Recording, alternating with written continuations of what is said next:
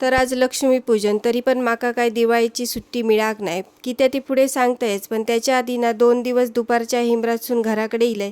त्याच्यामुळे असं वाटलं चेहरो काळपट पडलो. त्याच्यामुळे तिसऱ्या दिवशी असा डाकू बनान सरांका सांगान 4 वाजता मी सुट्टी घेऊन घराकडे इलंय. इल्यावर आधी तर मस्त फ्रेश झालंय. तर आणि नंतर मग दीदी काय करता आता बघूक गेले. बघताय तर दीदी हारांची तयारी करी होता, कारण जरा आमका जास्तच हार लागतात. गोलूचे 3 गाडये, 3 टू व्हीलरी, एक सायकल, त्याच्यानंतर दरवाजांका 2 हार आणि पूजेक लागणारे हार, त्याच्यामुळे त्याची ही तयारी चालू आहे.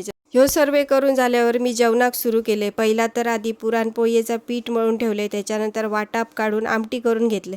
नंतर मग हे पुरणपोळी करून घेतले आणि पोळीयेन माका फसयल्यान. व्हिडिओ चालू करीस तगत पुरणपोळी फुगली आणि फुटली, पण तुमका वाय दाखवची होती फुगलेली ती.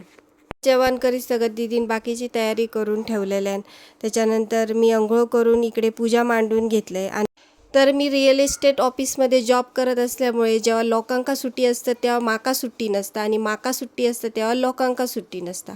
असो, तर त्याच्या देवाच्या पुढ्यात नैवेद्य ठेवले, तर गोलून कुरडई उचलल्या आणि खाऊक सुरू केल्या. आणि दीदी म्हणाक लागला खऱ्या अर्थान नैवेद्य देवाक पावन झालो, कारण लहान पोरगी पण देवाचाच एक रूप असतात. त्याच्यानंतर आरती केलं.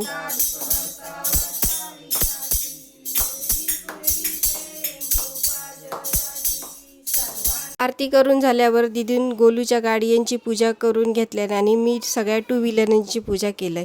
आणि घराकडे येऊन सगळी मस्त जेवलो. मी बरेच मेनू ठरवलेले करूचे, पण सगळा काही शक्य होऊकच नाही. जेवल्याच्या नंतर पहिली भांडी घासून घेतले, बाकीचा जा काय रोंबाट झालेला घरात ता काढून घेतले, आणि सगळीजण आम्ही मिळून इलो फटाकडे फोडू. आता सगळी कामं माझी आटापलेली होती, त्याच्यामुळे मी एकदम निवांत होते. नाहीतर कामा रवली असती तर ती डोळ्यासमोर दिसत रवली असती माका.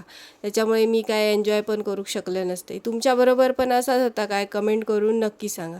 चला तर मग आजच्यापुरती इतकेच गजाली. आजचा ब्लॉग कसं वाटलो कमेंट करून नक्की सांगा. माझे जर व्हिडिओ आवडत असतील तर चॅनलला लाईक, शेअर, सबस्क्राईब करा. भेटू आता पुढच्या एका नवीन व्हिडिओमध्ये. तोपर्यंत जुने व्हिडिओ नक्की बघा.